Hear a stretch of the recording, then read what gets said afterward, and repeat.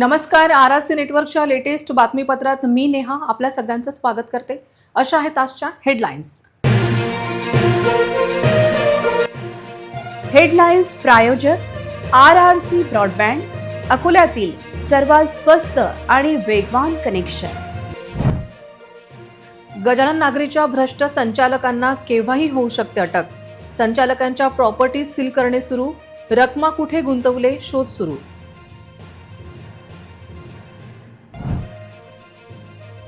गजानन नागरीमध्ये गुंतवणूक करणारे senior citizen झाले हवालदिल. लाखो रुपयांच्या ठेवी अडकल्याने हताश चेहऱ्यांचे उत्तर शोधणे सुरू.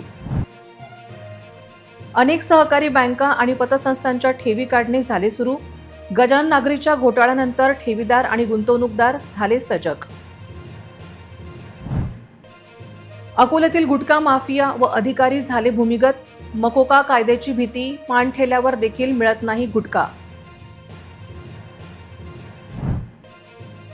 वाशिममध्ये कर्जमाफीसाठी शेतकरी झाले आक्रमक. आंदोलकाने स्वतःची दुचाकी पेटवून व्यक्त केला तीव्र संताप. आता सविस्तर बातम्या. गजानन नागरी पतसंस्थेमध्ये एकूण 18 करोड 69 लाख रुपयांचा घोटाळा झाल्याचा गुन्हा दाखल झाला आहे. आर्थिक गुन्हे शाखेमार्फत याचा तपास सुरू आहे. या प्रकरणात इतर आरोपींचा शोध आर्थिक गुन्हे शाखा घेत असून संचालकांचे बँक खाते, प्रॉपर्टी सील करणे सुरू असल्याचे तपास अधिकाऱ्यांनी स्पष्ट केले.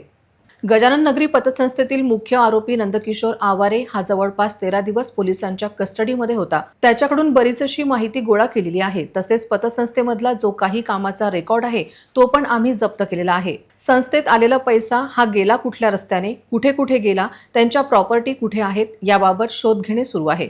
त्यांच्या प्रॉपर्टी, संचालकांच्या प्रॉपर्टी कुठे आहेत, काही संचालकांचे बँकेचे अकाउंट सुद्धा फ्रीज करून ठेवलेले आहेत. पुढील तपास आणखी चालू आहेत. संचालकांचा शोध घेऊन त्यांना सुद्धा त्वरित अटक करण्याची तजवीज ठेवलेली आहे. संचालकांनी अटकपूर्व जामिनासाठी अर्ज केला होता, परंतु तो अर्ज फेटाळलेला आहे. त्यांना केव्हाही अटक होऊ शकते. गजानन नागरी पतसंस्थेमध्ये एकूण 18 करोड 69 लाख रुपयाचा घोटाळा झाल्याचा गुन्हा दाखल आहे.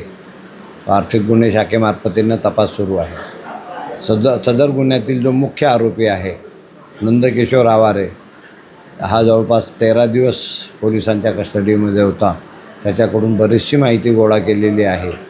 तसंच पतसंस्थेमधला जो काही कामाचा रेकॉर्ड आहे तो पण आम्ही जप्त केलेला आहे. आता ॲक्च्युअलमध्ये आलेला पैसा हा गेला कुठल्या रस्त्याने, कुठे कुठे गेला, त्यांच्या प्रॉपर्ट्या कुठे आहेत याबाबत शोध घेणं सुरू आहे. त्यांच्या प्रॉपर्ट्या, संचालकांच्या प्रॉपर्ट्या कुठे आहेत याचासुद्धा शोध घेण्यासाठी संबंधित विभागांना पत्रव्यवहार केलेले आहेत. संबंधित लोकांचे आम्ही बँकचे अकाउंटसुद्धा सीज करून ठेवलेले आहेत. पुढील तपास आणखी चालू आहे. संचालकांचा शोध घेऊन त्यांनासुद्धा त्वरित अटक करण्याची तजवीज ठेवलेली आहे. अद्यापपर्यंत कोणाची जमानत झाली नाही. संचालकांनी अटकपूर्व जमानतसाठी अर्ज केला होता, परंतु आमच्या सेवेनुसार तो अर्ज फेटाळलेला आहे. कष्टाचा एक एक रुपये जोडला, म्हातारपणाची काठी बनवली, पण आज त्याच पैशांसाठी वृद्धांना पोलीस ठाण्याच्या पायऱ्या झिजवाव्या लागत आहेत. गजानन नागरी पतसंस्थेच्या घोटाळ्याची ही केवळ एक बातमी नाही, तर हजारो कुटुंबांच्या उद्ध्वस्त झालेल्या स्वप्नांची ही एक आर्त हाक आहे. आयुष्यभर नोकरी करून पोटाला चिमटा काढून आलेला पैसा या पतसंस्थेत ठेवला होता. विचार केला होता की म्हातारपणी पोराच्या समोर हात पसरावे लागणार नाहीत. आज औषधाला पैसा नाही आणि आमचा हक्काचा पैसा मागायला गेलो तर टाळं ठोकलेलं दिसतं.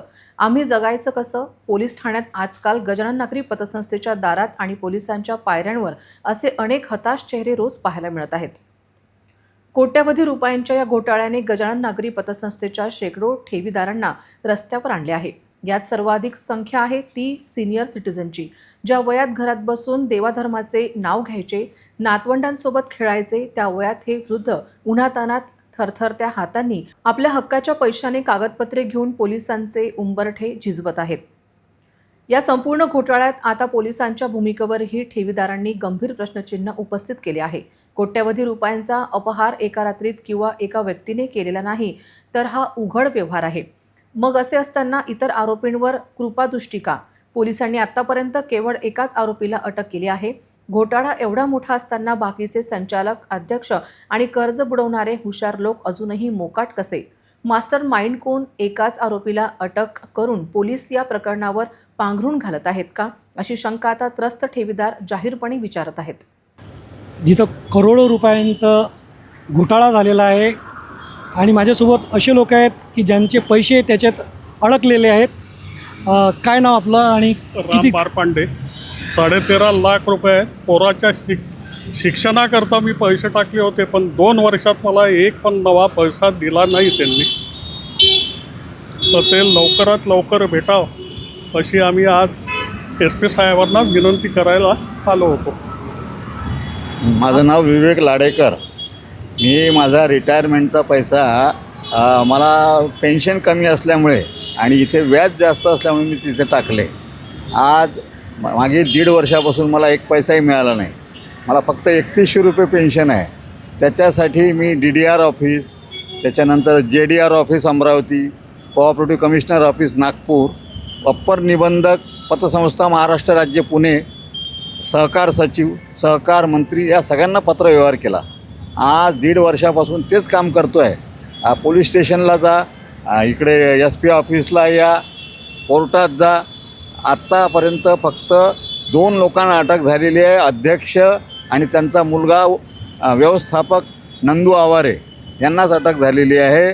जुंबळे साहेबांचं असं म्हणणं आहे की बा मला जर पतसंस्थेची काही माहिती लागली तर मला तिथे द्यायला कोणी उपलब्ध नसल्यामुळे श्री नारायणराव आवारे अध्यक्ष यांना घरीच ठेवलेले आहे आणि जेव्हा आम्हाला आमची माहिती पूर्ण होईल तेव्हा आम्ही त्यांना अटक करू. बरं, हे झालं. त्याच्यानंतर जे संचालक आहेत त्या संचालकाला एकालाही अटक झालेली नाही आज पावेतो. आणि त्या जुंबळे साहेबांचं असं म्हणणं आहे की बा आम्ही सगळ्यांच्या प्रॉपर्टीचा शोध घेतो आहे आणि त्यांच्या प्रॉपर्टीचा शोध घेतल्यानंतर आम्हाला ती प्रॉपर्टी कलेक्टर साहेबांच्या यांनी हरास करता येईल आणि ते झालं करून आम्ही सगळ्यांचे पैसे द्यायचा प्रयत्न करू. शंकरराव डांगे. मी माझ्या शेती कामाचे पैसे मी डिपॉझिट केले, पण आता पेरणीची वेळ आली तरी पैसे मिळाले नाही. त्याच्यामुळे मी खूप अडचणीत आलो आहे शेतीसाठी. मी आनंदराव बेतकर, पेशेवाळीयुक्त शिक्षक आहे आणि मी त्या बँकेमध्ये माझे 6 लाख रुपये ठेवलेले आहे आणि माझ्या मुलाचे आणि सुनीचे 3.5 लाख रुपये त्यामध्ये आहेत.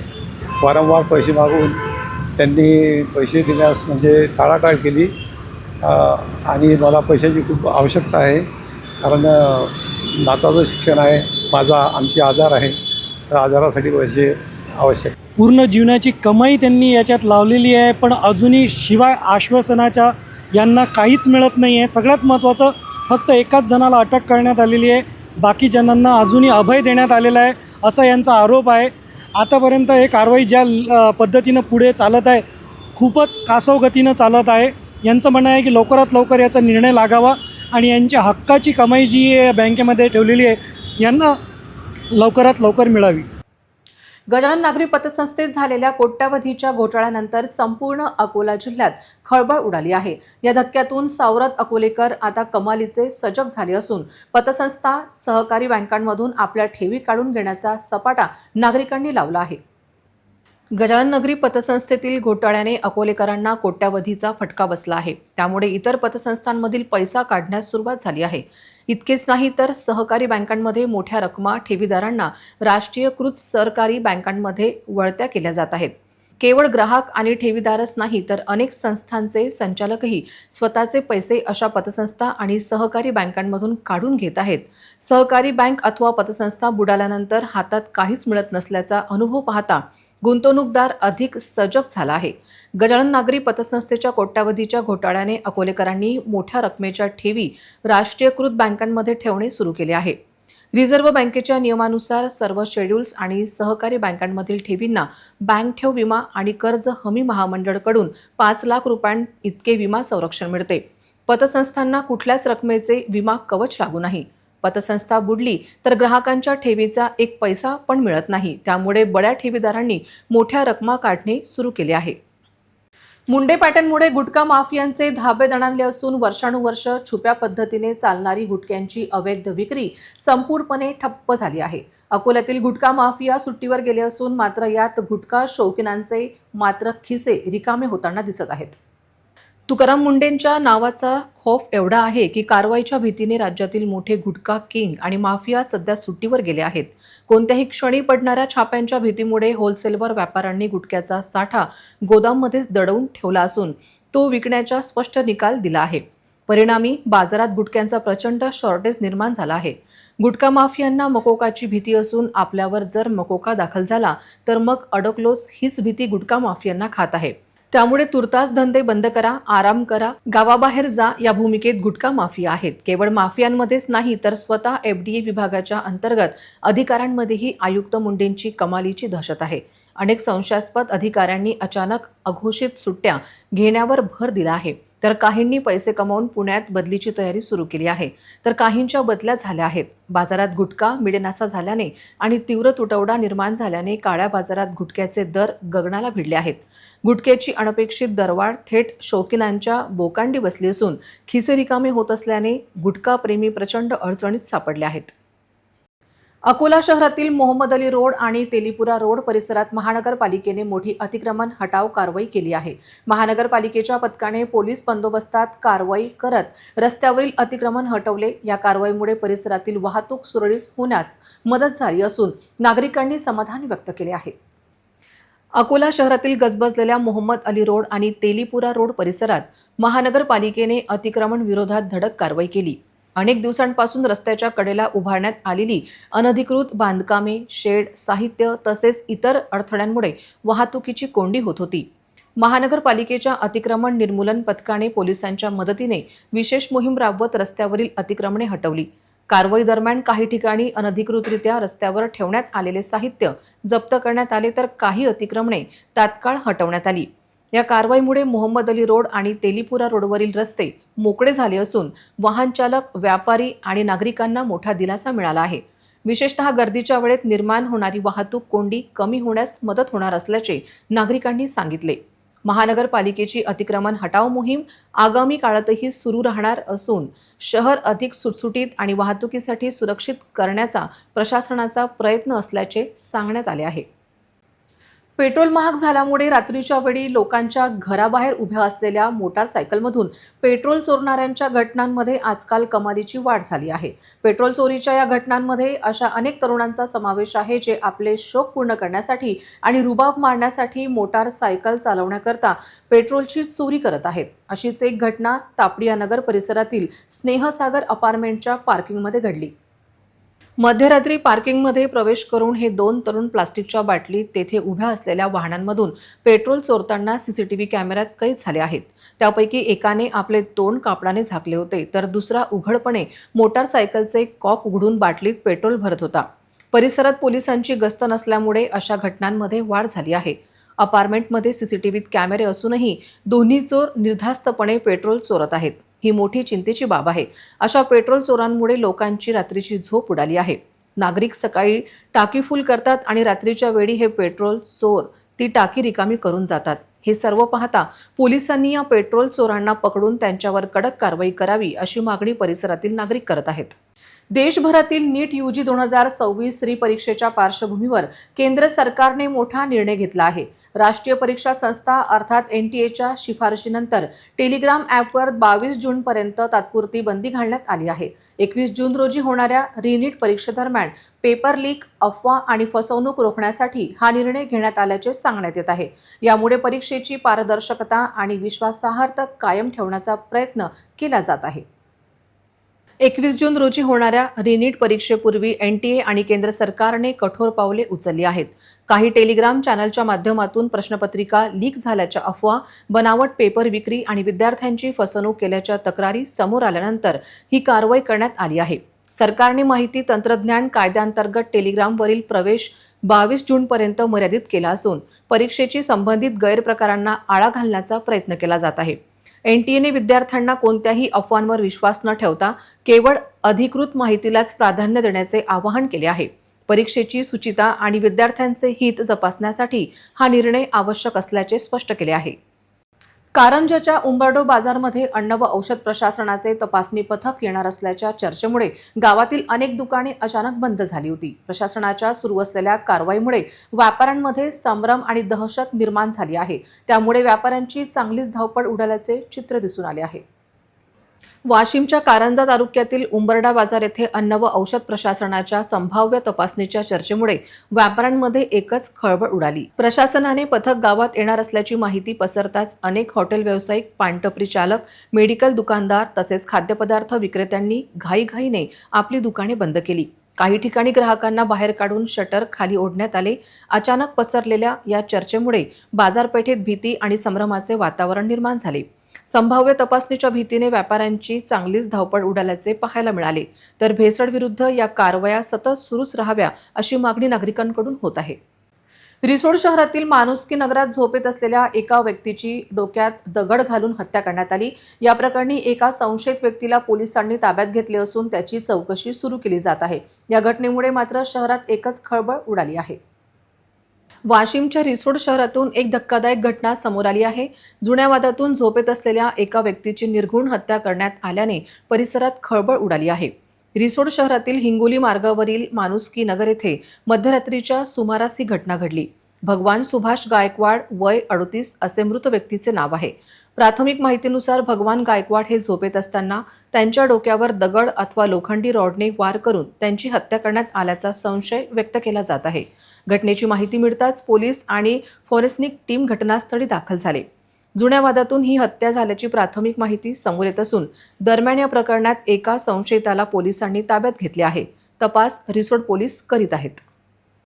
मोटार वाहन विभाग कर्मचारी संघटनेच्या वतीने सेवा प्रवेश नियमांसह विविध प्रलंबित मागण्यांकडे शासनाचे लक्ष वेधण्यासाठी आज राज्यभरातील आरटीओ कार्यालयातील कर्मचाऱ्यांनी बेमुदत संप पुकारला आहे.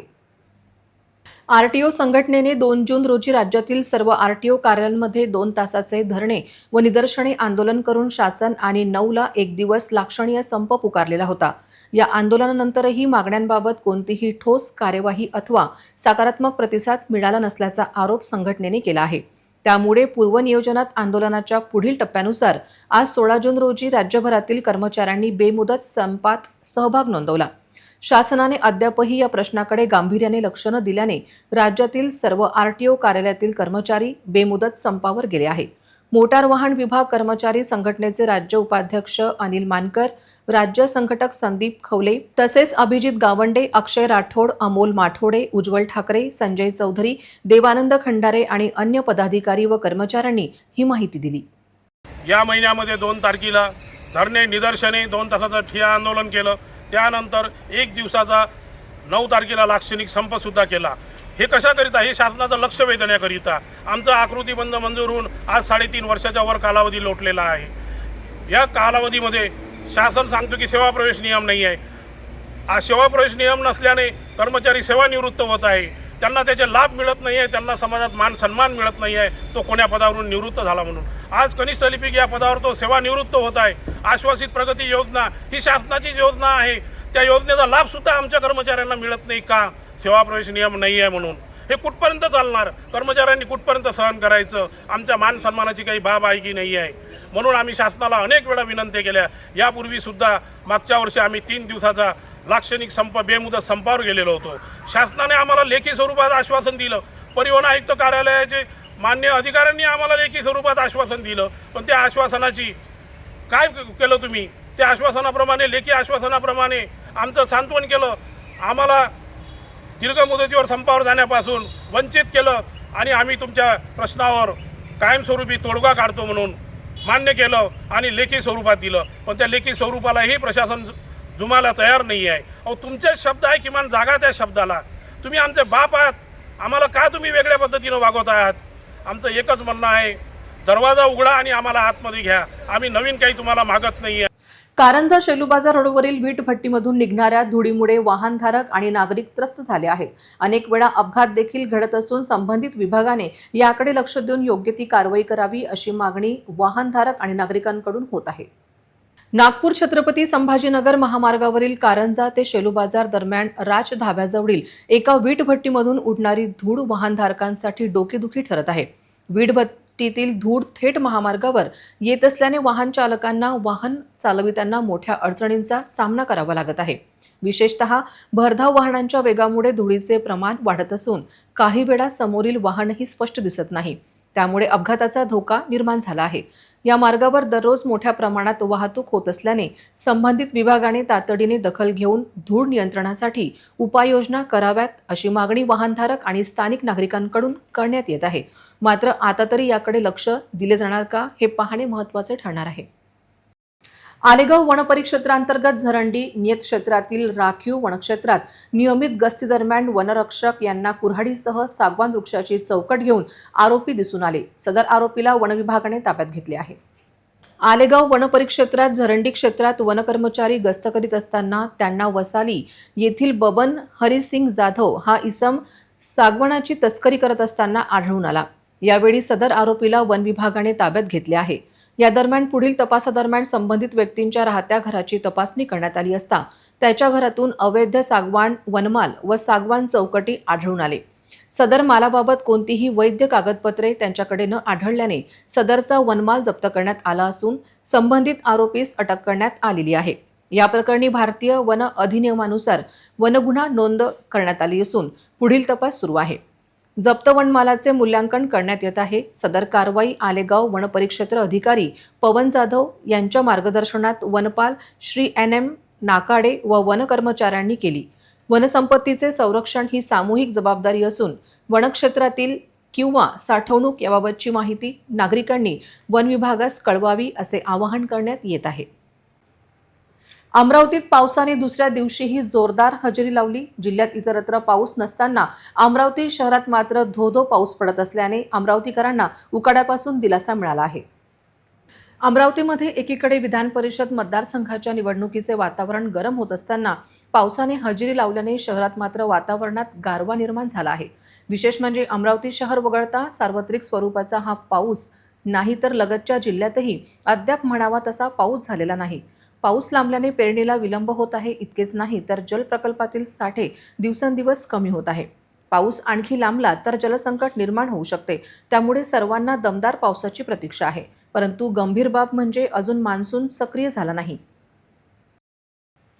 राज्यातील शेतकरी सध्या कर्जाच्या अस्मानी सुलतानी संकटात सापडला असून सरसकट कर्जमाफीच्या मागणीसाठी आता शेतकरी संघटनांनी आक्रमक पाऊल उचलले आहेत. वाशिम जिल्ह्यातील अडोडी येथे क्रांतिकारी शेतकरी संघटनेच्या वतीने आज सरकारच्या धोरणांविरोधात तीव्र आंदोलन करण्यात आले. यावेळी एका संतप्त शेतकऱ्याने चक्क स्वतःची दुचाकी पेटवून देत सरकारच्या शेतकरी विरोधी भूमिकेचा जाहीर निषेध केला. राज्यातील शेतकरी कर्जाच्या ओझ्याखाली पूर्णपणे दबला गेला असून त्याला तात्काळ दिलासा मिळणे गरजेचे आहे अशी भूमिका क्रांतिकारी शेतकरी संघटनेने घेतली आहे. याच मागणीसाठी वाशिम तालुक्यातील अडोडी येथे शेतकरी गोळा झाले होते. आंदोलन सुरू असतानाच येथील स्थानिक शेतकरी सतीश इडोडे यांनी आपल्या मनातील तीव्र संताप आणि नैराश्य व्यक्त करत स्वतःची चालू दुचाकी सर्वांसमोर पेटवून दिली. क्षणार्धात दुचाकीने पेट घेतल्याने परिसरात काही काळ तणावाचे वातावरण निर्माण झाले होते. दुचाकी पेटवून दिल्यानंतर आंदोलनस्थळी उपस्थित शेतकऱ्यांनी सरकारच्या विरोधात जोरदार घोषणाबाजी केली. शेतकऱ्यांना तात्काळ सरसकट कर्जमाफी मिळालीच पाहिजे अशी एकमुखी मागणी यावेळी करण्यात आली. निसर्गाची अवकृपा, पिकांना न मिळणारा हमीभाव आणि बँकांचा तगादा यामुळे शेतकरी हवालदिल झाला असून सरकार मात्र याकडे दुर्लक्ष करत असल्याचा आरोप आंदोलकांनी केला. अडोडी येथे शेतकऱ्याने स्वतःचे वाहन पेटवून केलेल्या या धाडसी आणि टोकाच्या आंदोलनाची चर्चा आता केवळ वाशिम जिल्ह्यातच नव्हे तर संपूर्ण राज्यभरात वाऱ्यासारखी पसरली आहे. शेतकऱ्यांचा हा वाढता असंतोष पाहता आता राज्य सरकार यावर काय भूमिका घेणार आणि शेतकऱ्यांना दिलासा देण्यासाठी काय पावले उचलणार याकडे सर्वांचे लक्ष लागले आहे. आज आम्ही आडू येथे माझी स्वतःची मोटरसायकल जाळून सरकारचा जाहीर निषेध केलेला आहे. कारण कालपासून माननीय रविकांत तुपकर हे अन्नत्याग उपोषणाला बसले आहेत, तरी त्यांच्या पाठिंब्यार्थ आम्ही आज आडूईच्या सर्व शेतकऱ्यांनी माझी स्वतःची गाडी जाळून सरकारचा जाहीर निषेध केला. यानंतर जर आंदोलनाची दखल नाही घेतली तर आम्ही खासदार, आमदार, कलेक्टर यांच्या गाड्या जाळाय पण मागेपुढे पाहणार नाही हे आम्ही सरकारला जाहीर इशारा देत आहे. तात्काळ जर आंदोलनाची दखल घेतली नाही तर याच्या नंतरचं आंदोलन उग्र राहील. पुन्हा एक नजर टाकूया आजच्या प्रमुख घडामोडींवर. हेडलाईन्स प्रायोजक RRC ब्रॉडबँड, अकोल्यातील सर्वात स्वस्त आणि वेगवान कनेक्शन. गजानन नागरीच्या भ्रष्ट संचालकांना केव्हाही होऊ शकते अटक. संचालकांच्या प्रॉपर्टी सील करणे सुरू, रकमा कुठे गुंतवले शोध सुरू.